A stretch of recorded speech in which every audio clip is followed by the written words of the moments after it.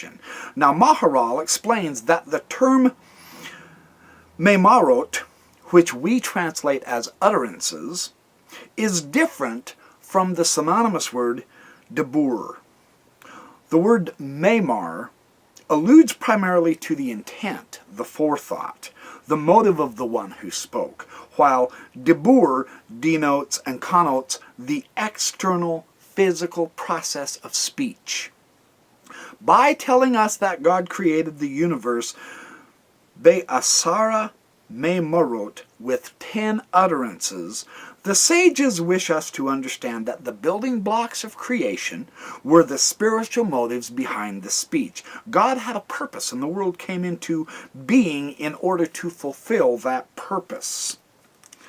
Then, turning over to page 19, Rabbi Dov Ber, the Maggid of Metzrich, writes, "It is known in Kabbalistic literature that the letters of the alphabet base were created first of all. Thereafter, by use of the letters, the Holy One, blessed be He, created all the worlds. This is the hidden meaning of the first phrase in the Torah, 'In the beginning God created et.' Now, et is the object of the direct marker, or the direct marker of the object, in the Hebrew sentence.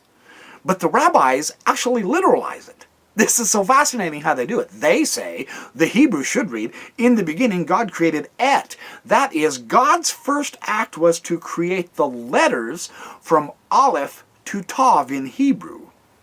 It's very interesting. They are, in effect, the raw material of creation, these letters. Now, the letters can be ordered in countless combinations by changing their orders within words and interchanging letters in lines with the rules of various Kabbalistic letter systems. This is the Temura and the Notericon and the Gematria that the rabbis are constantly tinkering with the Hebrew with. The reason why is obvious. Each rearrangement of the same letter results in a new brand of the cosmic spiritual forces which the letters represent. An analogy can be found in the physical sciences. One combination of hydrogen and oxygen produces water, H2O, while another produces hydrogen peroxide. Kind of different, isn't it? So it is with all the elements and the infinite number of possible combinations. And the letters of the alphabet base are the array of individual spiritual forces through which God articulates His will in creation. This is about letters and utterances, God speaking the creation. Very interesting, by Rabbi Monk. Now, one of my very favorite books of all time so far is this one, The Tree of Souls. This is so magnificent. The Mythology of Judaism by Howard Schwartz. Fantastic text. Creation by the Word, page 247. In the beginning, a word was spoken from the mouth of God, and the heavens and the earth came into being. As it is said, by the word of Yahweh the heavens were made. That is Psalm 33:6. Well, they take that quite literally. By the word of Yahweh the heavens were made. It was no wearisome labor for God, whose word came into being at the instant it was spoken. When God told the heavens to continue to spread out, they went right on expanding. This creation myth presents a variant of Genesis 1:3, where God said, "Let there be light," and there was light. Here, too, the world is created through speech. God is said to have spoken a word, and the world came into being. Here, however, another word is required to stop the expansion of the heavens, so he brings in another word and he continues on speaking through the creation. I want to get to that. Oh, and then there's others, but I'll get to them later. I want to get to this Hebrew theme in Genesis 1, where we have Vayomer Elohim Yehi Or Vayhi Or. And God said, "Let there be light," and there was light. I want to explore the Hebrew meaning of Genesis chapter 1, verses 1, 2, and 3 with you in a very interesting Hebrew grammatical nature. I want to at least explain the nature to you, and I'm going to write this out for you. Bereshit bara Elohim et ha-shamayim ve'et ha'aretz. In the beginning, God created the heavens and the earth.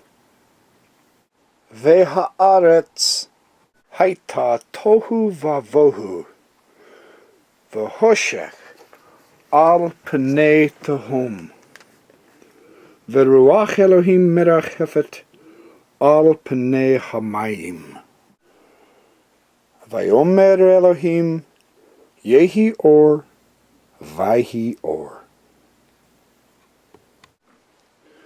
Now the interpretation given to verse 1 rests on the traditional reading of Bereshit in the absolute state, in the beginning. A strong case, however, can be made for reading the phrase as a construct and subordinating verse 1 to verses 2 and 3. When God set about to create the heavens and the earth, the world being then a formless waste, God said, "Let there be light." The implication of reading the phrase as a construct is that verse 1 would then be a circumstantial clause and would no longer carry the traditional sense of creation from nothing, that is, creation ex nihilo. According to such a reading, the world as unformed material would have been present when the first act of creation was performed, that being God's command in verse 3, "Let there be light." The first act of creation would have been the creation of light from darkness, and verses 1 through 3 would say nothing of an original creation. The principal argument for this view is the lack of an article with reshit, the word for beginning, in verse 1. Without the article, it is maintained Bereshit cannot be read as an absolute, in the beginning. It must be read as a construct, in the beginning of when God began to create the heaven and the earth. Okay, let's look at Genesis 1 and 3 in the Hebrew. Vayo, you got Vav with Patak, Yod with the Dagesh, the defective Holem, Aleph, Mem, Segol, and Resh. Vayomer. Vayomer Elohim. The Vav, the Yod, the Aleph, the Mem, and the Resh. Now the first thing you need to do with Hebrew is find the root. Most roots have a triliteral consonant root, 3 or more. What you do is you have to count the consonants. So here we have Vav. Vav is 1.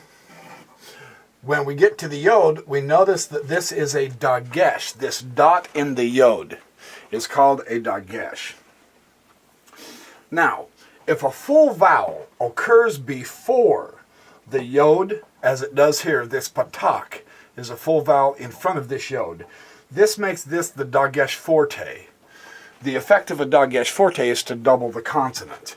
So there's Vav is the one consonant, Yod is the second consonant, the second Yod is the third consonant, and then you have Aleph for the fourth consonant. Aleph is number 4, Mem is number 5, and Resh is number 6. So we have 6 consonants. Now we know that the roots of words, the consonants and the roots, are always together. We also know that the Vav in Hebrew in front of a word always means and. Okay, so we can get rid of that part of the front part on Vayomer. The Yod, this also means with this pattern of the Vav, I'm not doing this very straight, sorry. With the pattern of Vav and a Daget